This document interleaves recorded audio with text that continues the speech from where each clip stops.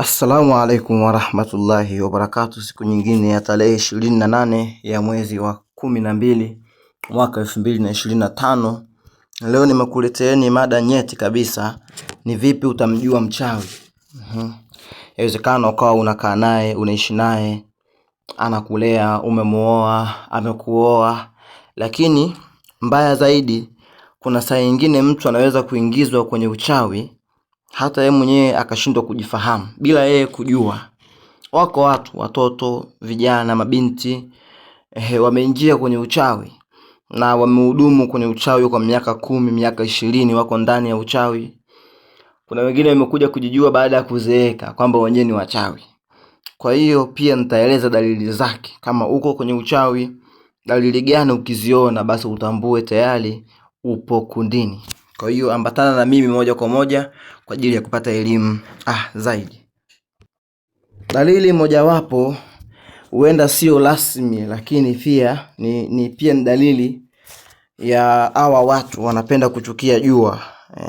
Mtu ambaye mara nyingi ameingizwa kwenye uchawi bila kujifahamu, bila kujitambua. Hata wale ambao wanajitambua, mara nyingi ni watu ambao hupenda sana kuchukia jua, na mara nyingi hupenda kukaa sehemu zenye giza, kivuli, kwa sababu kila jua linapoamulika uhisi kwamba linawaweka wazi kwa watu. Kwa hiyo anakuwa anaogopa sana jua. Yaani ukizungumzia swala la jua, anaogopa sana. Huje kumuona kakaa kwenye jua au anapata mwanga wa jua kwa ajili ya vitamin, ni watu ambao wanaogopa sana jua.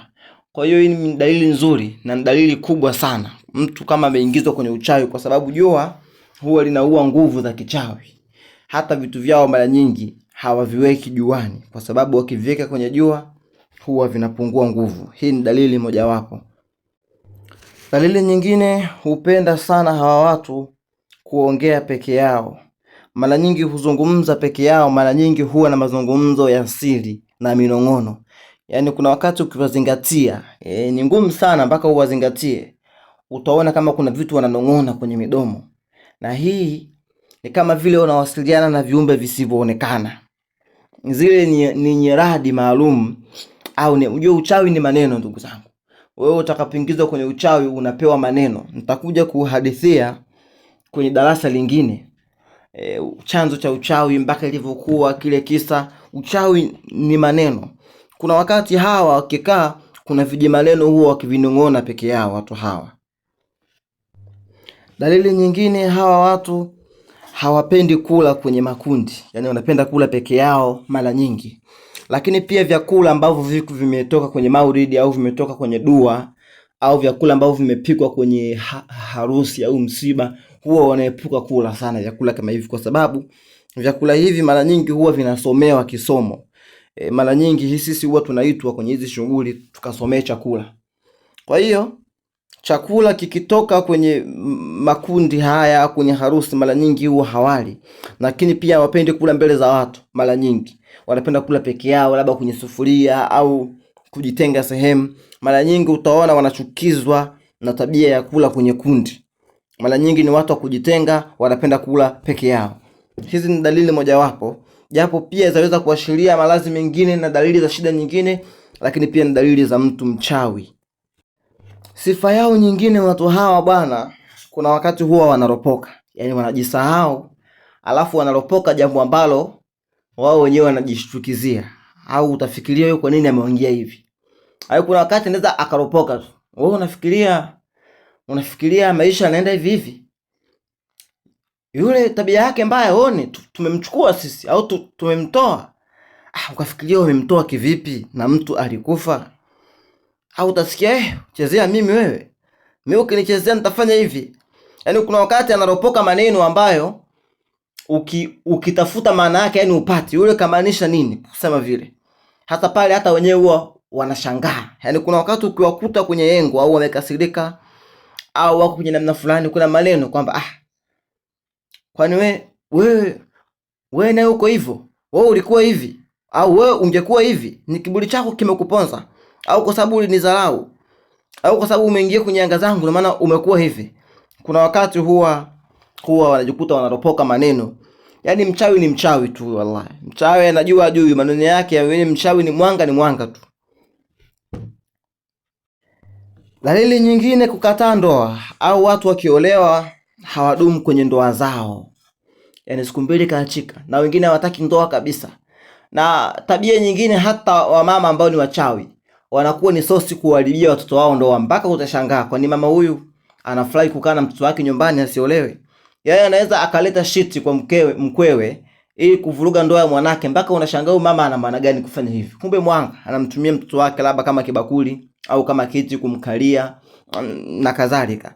Kwa hiyo katika swala la ndoa wengine hawadumu kwa sababu kuna vitu wanavihifadhi, mauchawi yao yale wanahifadhi labda kwenye sehemu za siri. Kwa hiyo mara nyingi sehemu zile zitakiwa kutumika mara kwa mara.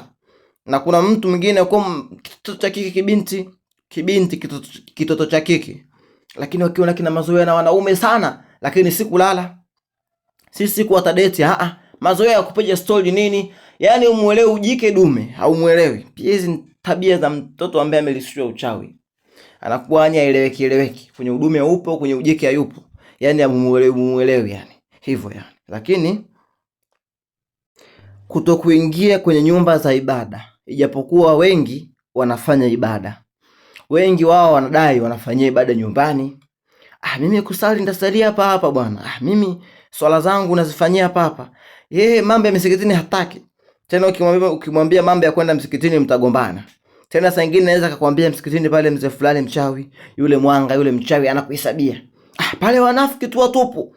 Unajua kuna watu misikiti, mimi nawaambia mtu leo, misikiti hii inaongoza kwa watu kuwa wachawi. Nasema tu kweli.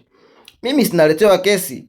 Yaani pana watu wanagombana kwa uchawi mpaka wanakuja kuniambia yule imam, sijui nilimwazima tunguli langu haja nirudishia, jana usiku kaja na vijana wake, kuja kuniwangia. Sasa wapo watu ambao wako msikitini na ni wachawi, tena wanaongoza ibada. Wapo wanaficha maovu yao. Lakini dalili hii kwamba wengi hawakurubii misikitini. Tasalia nyumbani, mambo yao yote watayafanyia nyumbani. Hiyo pia ni moja ya dalili. Dalili nyingine hii hapa ndugu zangu. Hawa watu bwana, kwa kujikweza na kuwapa, wanapenda kuwapa hawa.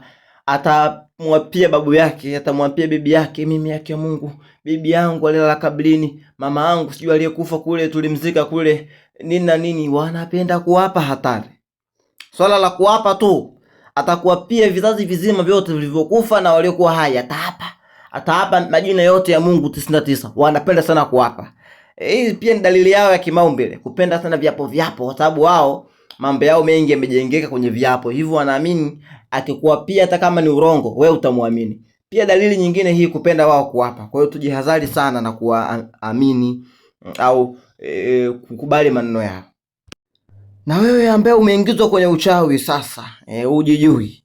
Pia kuota ndoto unapaa usiku. Ukilala unaona kama unapaa.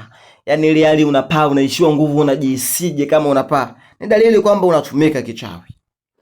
Unaweza kawa unatumika kama kiti, unatumika kama chombo, unatumika kama usafiri, unatumika hivyo. Unatumika kichawi. Kuona ndoto usingizini ukilala unaota unapaa, hii ni dalili kwamba unatumika kichawi, unatumika kiuchawi. Lakini kuota unalishwa nyama mbichi au hata zilizoiva au nyama za watu, nyama za wanyama, ni dalili kwamba pia unatumika kichawi, wanakutumia vibaya, pengine wanahifadhi madawa yao kwako ama mambo mengine. Kwa hiyo kuota pia unalishwa minyama, japo ni matatizo pia mengine ya ushirikina, lakini pia japo ni dalili pia ya matatizo mengine ya kishirikina, lakini pia ni dalili kwamba wewe mtu unatumika kichawi, au pengine umeingizwa kundini hata wewe mwenyewe hujui, hata wewe mwenyewe hujifahamu. Kwa hiyo chukua tahadhari sana. Waswahili husema lisemwalo lipo. Hata ukiona watu wanakushutumu sana wewe mchawi, japo ndugu zangu tuelewane kwamba hizi dalili si kwamba zinaweza kawepo na ikawa si kweli. Vipimo huwa vinasaidia sana. Lakini ukiona pia watu wanakusema sana yule mchawi, hem, tafakari, fanyia kazi. Anasema mwanawazuoni mmoja, anasema tuhuma za watu juu yako. Na sio mwanawazuoni, ni sahaba wa Mtume Ali. Ali anasema tuhuma za watu wanazokutuhumu zigawe makundi mawili, zigawe 20% na 70%. Anasema zile 70% kazifanyie kazi, afu 20% waachie wenyewe.